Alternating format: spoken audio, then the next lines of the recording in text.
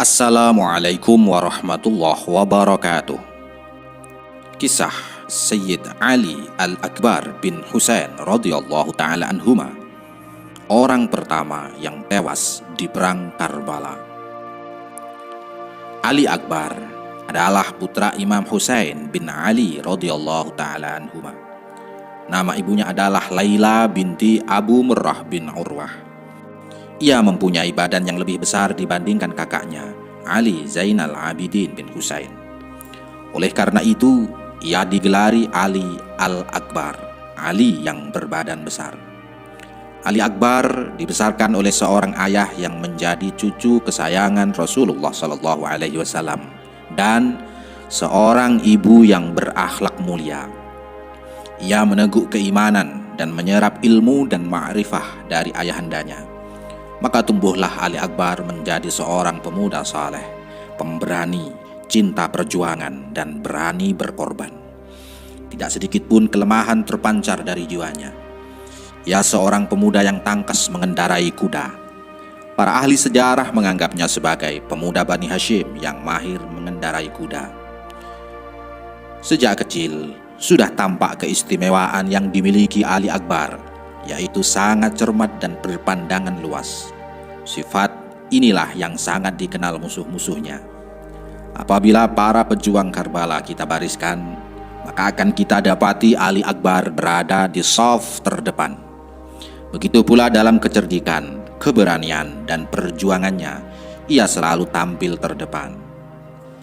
Dikisahkan, Ali Akbar saat itu didampingi ayahanda dan saudaranya beserta sedikit pasukan yang menyertainya bergerak menuju medan pertempuran. Sudah siap menghadang. Mereka menyadari bahwa berbagai rintangan sudah siap menghadang. Namun tanpa gentar sedikit pun, mereka terus bergerak sambil mengibarkan panji-panji perlawanan kaum tertindas. Ali Akbar berjuang bahu-membahu bersama mereka untuk menegakkan kebenaran. Jumlah musuh yang begitu banyak tidak membuatnya gentar. Itulah sifat dan akhlaknya yang memang sesuai dengan kedudukannya. Bagaimana tidak, Ali Akbar adalah putra Imam Husain radhiyallahu ta'ala anhu, pemuka para syuhada, putra suci nubuwah, dan cucu kesayangan Rasulullah SAW. Di tengah perjalanannya, Imam Husain mendapat berita tentang syahidnya Muslim bin Aqil dan Hani bin Urwah. Beliau memahami bahwa penduduk Kufah telah mengingkari janji setianya. Ia lalu menyampaikan berita ini kepada para pengikutnya. Setelah tahu apa yang telah terjadi, sebagai pengikutnya yang mempunyai iman dan jiwa yang lemah, serta-merta berlarian mereka semuanya meninggalkan Imam Husain radhiyallahu ta'ala anhu, dan hanya sebagian kecil sahabatnya yang masih serta menyertai. Kejadian ini disaksikan sendiri oleh Ali Akbar, putranya. Sungguh kecewa hatinya melihat orang-orang yang menyia-nyiakan kesempatan emas untuk meraih syahadah ini. Namun hal itu tidak melemahkan jiwanya sedikit pun. Ketegarannya bertambah ketika melihat keimanan dan kesabaran yang dimiliki oleh saudara-saudaranya yang dengan tulus menyertai perjuangan ayahnya. Kafilah Imam Husain atau rombongan Imam Husain meneruskan perjalanannya hingga sampai di suatu tempat bernama Dzu Hasmin, sebuah padang yang cukup luas. Di sana, tentara Ibnu Ziyad yang dipimpin oleh Al-Hurru bin Yazid Ar-Riyahi siap menyongsong kedatangan mereka. Menghadapi situasi seperti ini, dengan gagahnya Ali Akbar berdiri di antara ayahnya dan pasukan Al-Hur. Ia melayangkan pandangannya ke arah pasukan musuh yang menghadangnya. Dengan ruh kakeknya Sayyidina Ali radhiyallahu anhu, ia siap menghadapi musuh dan menyongsong syahadah. Di bawah komando ayahnya, Ali Akbar menggerakkan para pejuang Karbala. Cahaya fajar hari Asyura menyinari para pejuang Islam yang sudah siap tempur melawan pasukan Umayyah. Motif perjuangan mereka hanya satu, yaitu berjuang di jalan Allah. Mereka siap menghadapi pasukan musuh yang dipimpin oleh A'wan bin Sa'ad. Darah-darah mereka siap dicurahkan untuk membela kebenaran. Pertempuran hebat pun sudah dimulai. para sahabat Imam Husain radhiyallahu ta'ala anhu mulai berguguran. Dalam keadaan seperti ini, dengan sabar Imam Husain radhiyallahu ta'ala anhu menyeru musuh-musuhnya agar kembali kepada kebenaran dan keadilan. Dadanya terbakar oleh api kekecewaan atas ulah mereka. Sesungguhnya Imam Husain tidak memberontak atas kepemimpinan Yazid. Namun melihat kebrutalan yang dilakukan Yazid, Imam Husain ingin melindungi dan membela orang-orang tertindas. Imam ingin menolong agama Allah yang diinjak-injak Yazid. Ia tidak takut dan tidak akan tunduk kecuali kepada Allah Subhanahu wa ta'ala. Dalam kecamuk pertempuran, Imam Husain tidak henti-hentinya memberi peringatan dan ajakan kepada musuh-musuhnya agar kembali kepada kebenaran. Namun, karena kehidupan mereka sudah diliputi cinta dunia dan kejemutan, kekakuan, sehingga sedikit pun mereka tidak terdorong untuk taat kepada Allah dan beramal untuk meraih ridhonya. Ketika pasukan Ibnu Ziyad mengepung dan menyerang para pengikut Imam Husain radhiyallahu anhu, Ali Akbar lah yang pertama kali menyambut serangan mereka. Jumlah musuh yang begitu banyak dengan persenjataannya yang lengkap tidak sedikit pun menggetarkan nyali Ali Akbar. Setelah pertempuran yang sangat hebat itu berlalu beberapa saat, sebagian besar para pembela Imam Husain radhiyallahu anhu berguguran. Jasad-jasad mereka seakan-akan dipeluk mesra oleh tanah Karbala yang sudah basah tersiram darah-darah suci mereka. Pada saat itu, di sekeliling Imam Husain radhiyallahu anhu yang tersisa hanya tinggal anggota keluarganya saja. Pada malam Asyura, para pemuda Bani Hashim bertekad mempertaruhkan jiwa mereka sampai titik darah penghabisan. Mereka tidak rela melihat putra Imam Husain radhiyallahu anhu dibantai di hadapan mata kepala mereka sendiri. Keesokan harinya, pada tanggal 10 Muharram, mereka terjun ke medan pertempuran sehingga satu persatu berguguran.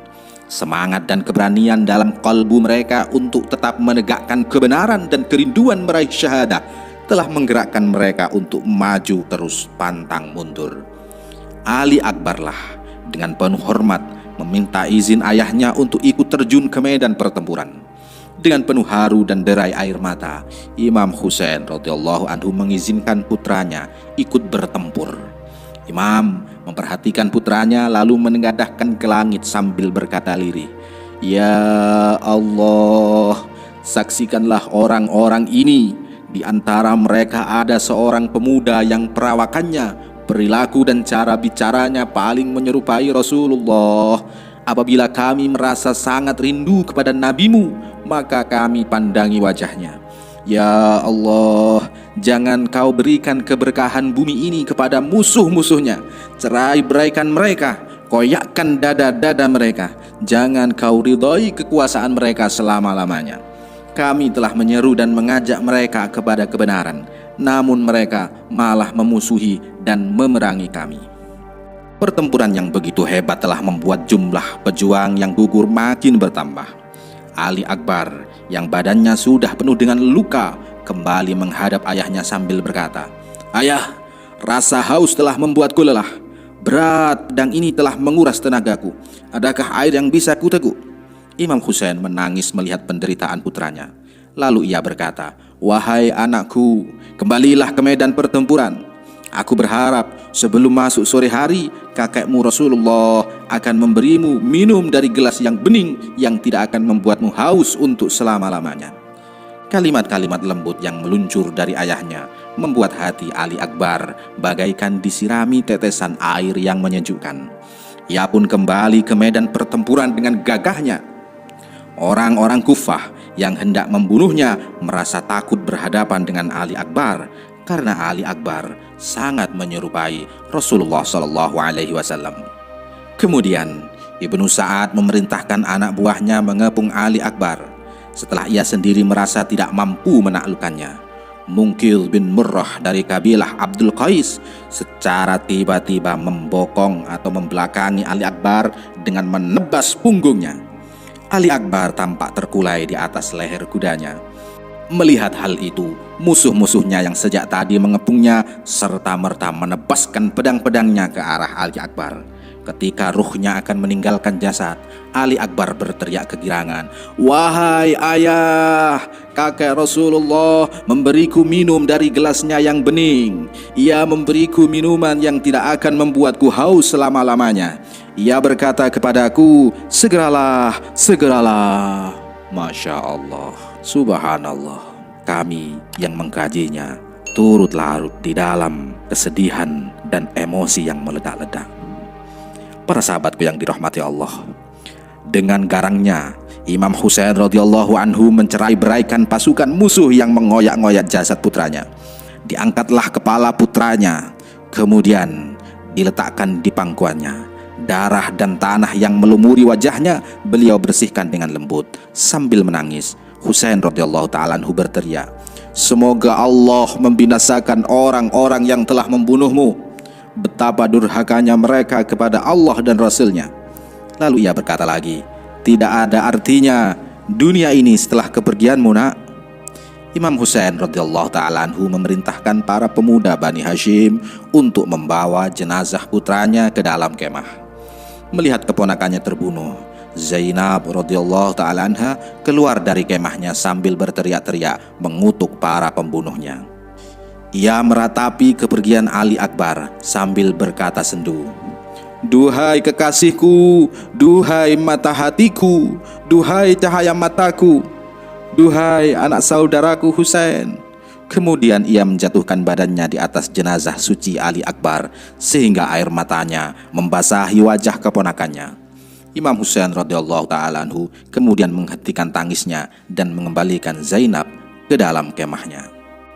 Para syuhada Karbala yang gugur dalam perjuangan ternyata telah memberikan pelajaran yang amat penting bagi manusia tentang hakikat kehidupan ini.